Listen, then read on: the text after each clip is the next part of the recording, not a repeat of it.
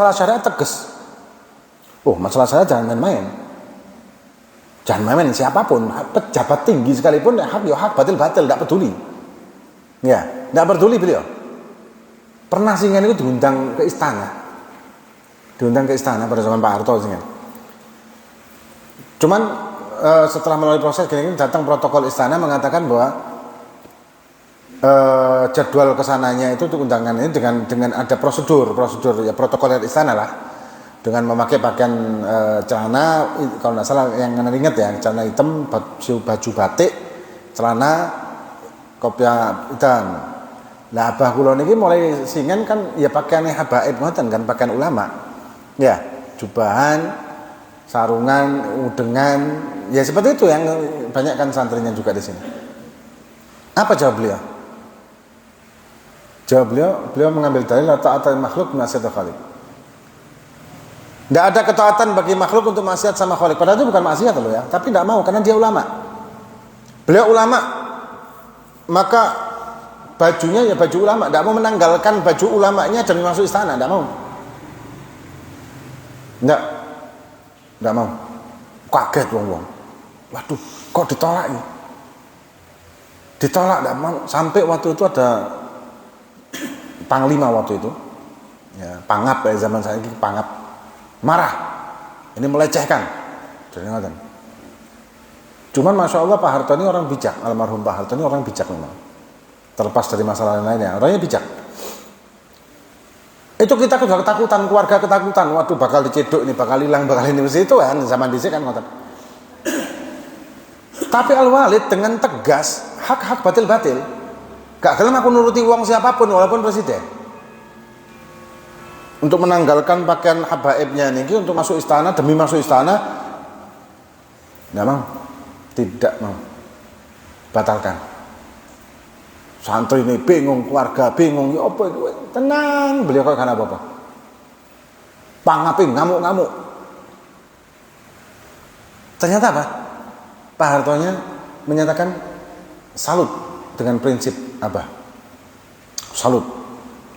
Maksudnya dengan ketegasan dan prinsip, memegang prinsip salut.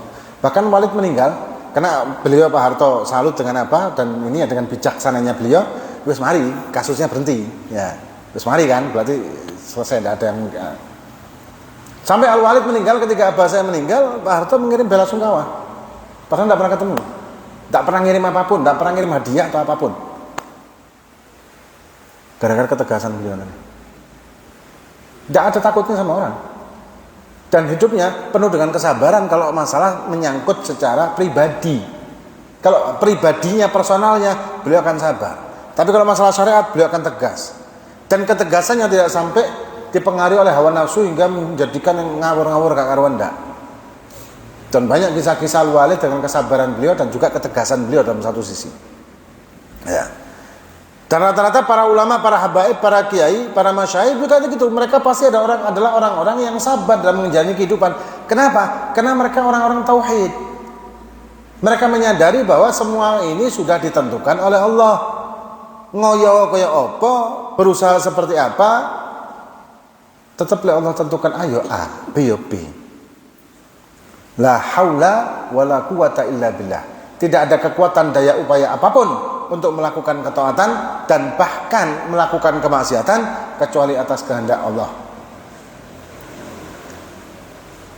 Tapi karena kita tidak pernah tahu apa yang telah Allah tentukan kepada kita sebelum terjadi, maka kita diperintahkan ikhtiar. Tapi ikhtiarnya sambil ada keyakinan bahwa segala sesuatu sudah ditentukan oleh Allah. Ketika ikhtiar kita tidak sesuai dengan harapan kita tetap legowo dan tetap bangkit, tetap berikhtiar, tetap berusaha tanpa pernah putus asa. Nikmat urip ngoten niku. Nikmat lho urip gitu tuh. Benar-benar nikmat. Ya. Cuma kadang-kadang kita kepengin, kok iso gak ini kok anu. Maksudnya kita sumpek dengan keadaan hal ehwal kita. Akhirnya tambah sumpek dewe gitu. Nah, kemudian ini dari ketaatan hati dan dari kewajiban, yaitu sabar. Ya, sekali lagi sabar terhadap kewajiban yang telah Allah berikan kepada kita. dalam menjalankannya, dan tidak ada satupun kewajiban yang memberatkan kita sebagai manusia normal. Dan sabar untuk tidak melakukan kemaksiatan, kemungkaran, dan keharaman, dan tidak ada satupun hal yang sifatnya maksiat kita butuhkan sebagai manusia normal juga. Dan sabar terhadap apa yang telah Allah tentukan kepada kita, takdir baik itu khairihi wa syarrihi, hal yang baik ataupun yang buruk bagi kita, semuanya itu sudah ditentukan dan kita sabar neriman. Dan bentuk sabar dari neriman tersebut dengan kita tetap berikhtiar atas apa yang akan terjadi, bukan yang telah. Yang telah terjadi jadikan pelajaran, itu sudah kenangan. Yang telah terjadi merupakan kenangan. Sekarang detik ini kenyataan. Nanti ke depan, semenit ke depan, sejam ke depan merupakan harapan. Apapun itu. Dan orang yang beriman, orang yang bertauhid tidak akan pernah putus asa dengan harapan. Wis pancene uripku ngene, wis pasrah kula. Lah maksudnya? Ya wis lah uripku pancene ngene, wis aku ada orang maksiat tok, terus sampean kok maksiat tok apa? Wis pancene aku memang takdiri ahli neraka. Loh, tahu dari mana?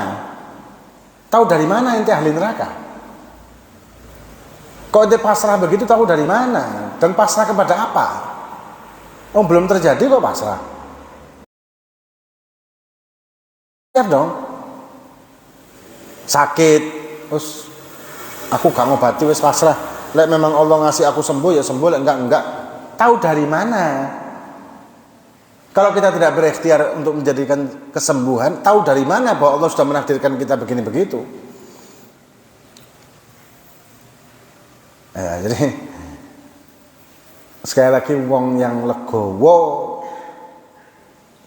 dan dia ahli tauhid, dia akan nyaman hidupnya dengan sabar menghadapi hidup, nyaman urip.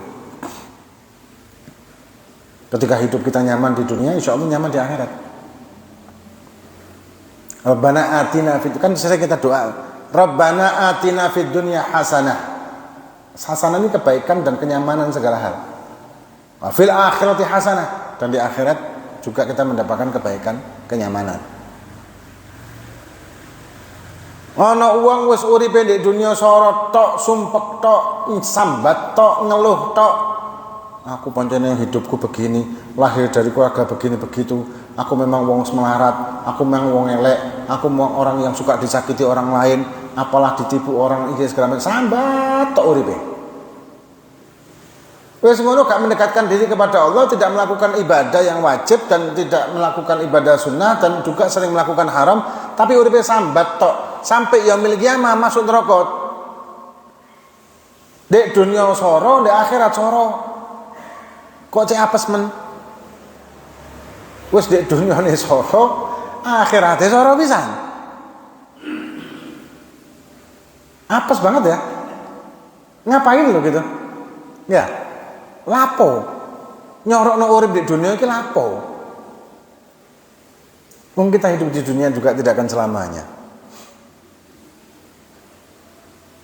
Saat bebujuan juga begitu dalam rumah tangga. Banyak suami-suami yang nelongso duwe bojo ngomelan. Harusnya legowo. Karena hidup tidak akan pernah selamanya.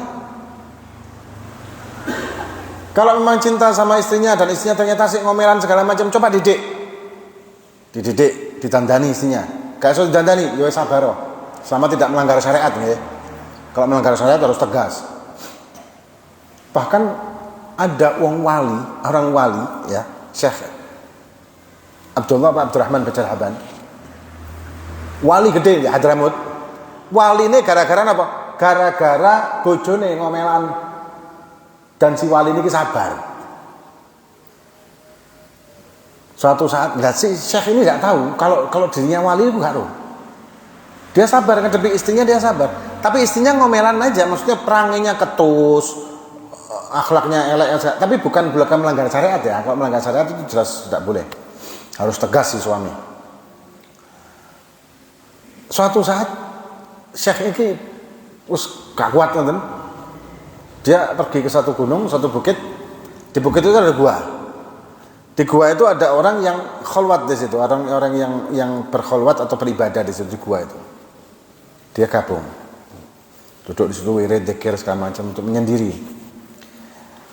Waktunya makan siang, orang itu nawari mau makan, ya, terus dungo, ya Allah, aku bertawasul ya Allah dengan berkat Syekh Bajal Haban ini. Padahal orang ini tidak tahu kalau ini Syekh Abdullah Bajal Haban.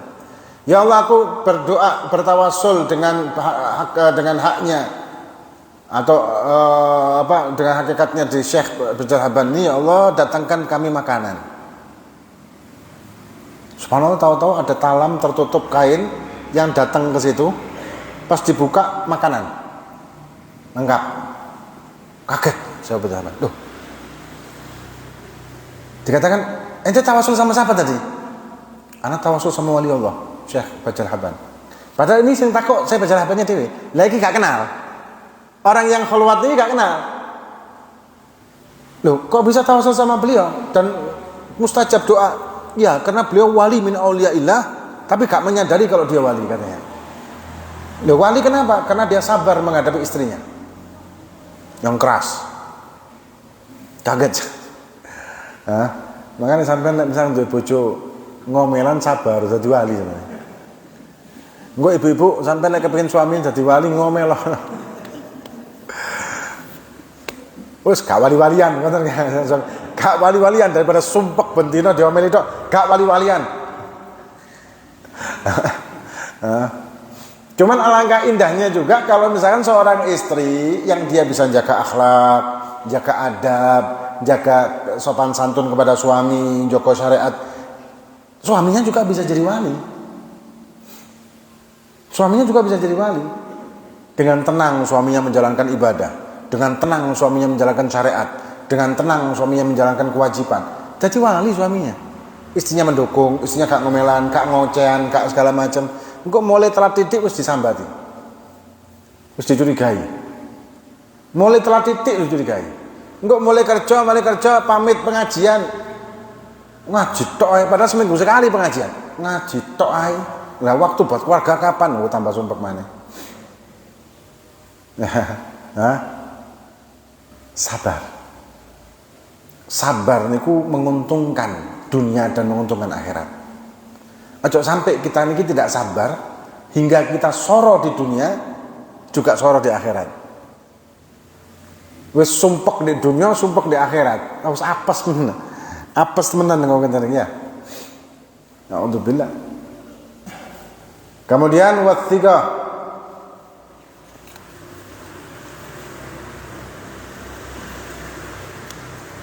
Kemudian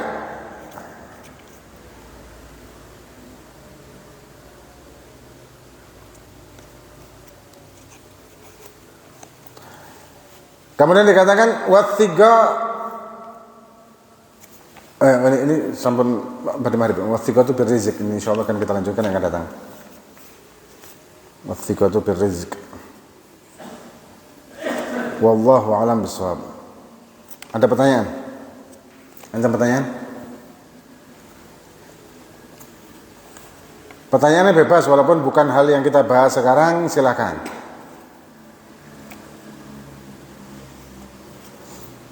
Monggo.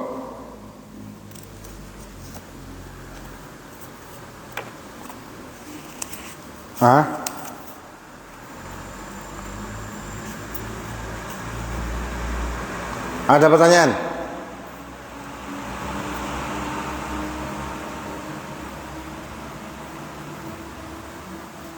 Tidak ada pertanyaan?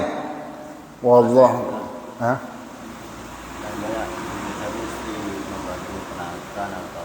Membantu apa? Membantu ponakan atau saudara dari mertuanya tanpa izin suami. Sebenarnya apakah istri membantu keponakannya atau membantu orang lain tanpa izin suami? Begini, kalau misalkan istri itu melakukan sesuatu, misalkan sodako atau bantu keuangan atau segala macam dengan uangnya sendiri, sebetulnya ya tidak wajib untuk ngomong sama suami. Cuman sebagai adabnya ngomong sama suami. Adab. Memang istri, harta istri maksud saya, harta istri itu haknya istri. Beda dengan harta suami. Harta suami ada bagian punyanya istri untuk nafkah. Bukan semua harta suami milik istri, enggak ya. Ada yang buat istri. Lah harta istri murni punyanya istri. Nah, tapi ketika istri ingin melakukan sesuatu, misalkan mau beli apa, seyogyanya untuk ngomong sama suami supaya tidak menimbulkan fitnah. Itu kan tidak wajib, memang tidak wajib, tapi seyogyanya sebagai bentuk adabnya seorang istri tersebut. Melo arisan, sing biasa melo arisan kan wedok. Melo arisan kemudian napa oleh arisan itu apa jenenge? Oleh arisan kemudian oleh niku namanya motel ya. Motel suaminya gak dikandani. Kok blonjo dhewe kok medhit men iki. Suaminya gak dibageni. Padahal suaminya rokoknya utang-utang. Iki istrinya mau oleh motel puluhan juta. Suami ini utang-utang nang kancane. Nah, lho kan duit dhewe, duit istrinya dhewe untuk ya iya memang cuma saya kebacut men. Hah? Ya kebacute. Pemane misalkan arisannya duit suami ini saja. Wis arisan duit suami, motel suami gak dikandani. Akhirnya timbul fitnah kan. Di dalam rumah tangga itu timbul masalah. Ada. Jadi kalau membantu atau apa, seyogyanya untuk ngomong sama suaminya, izin sama suaminya. Apalagi kalau bantunya keluar, karena setiap keluar rumah istri itu wajib ngomong sama suami. Ya, setiap keluar rumah. Atau misalkan izin mutlak. Izin mutlak maksudnya, oh jenono kula setiap pagi saya keluar ke pasar. Ya wis bebas bendino, tak usah izin maneh. Nah, kayak gitu enggak apa-apa. Ini ada pertanyaan, berapa gram kalau buat cincin dari perak? Sunnah cincin dari perak itu bagi orang laki itu beratnya 1 mithqal. 1 mithqal itu kira-kira sekitar 4,3 gram. 4,3 gram kalau kurang lebih 4 gram lebih lah, 4 gram lebih sedikit, 4 gram seperempat. Itu bagi orang laki. Sunnah pakai cincin perak. Lek cincin bat besi itu tidak boleh. Nabi pernah melarang seorang sahabat yang memakai cincin dari besi, dan beliau mengatakan bahwa beliau bersabda bahwa ini perhiasan penduduk neraka. Perak Nabi memerintahkan untuk pakai perak. Nah, perak ulama ada sebagian besar ulama mengatakan 1 mithqal, dan 1 mithqal kira-kira sekitar 4 seperempat gram beratnya.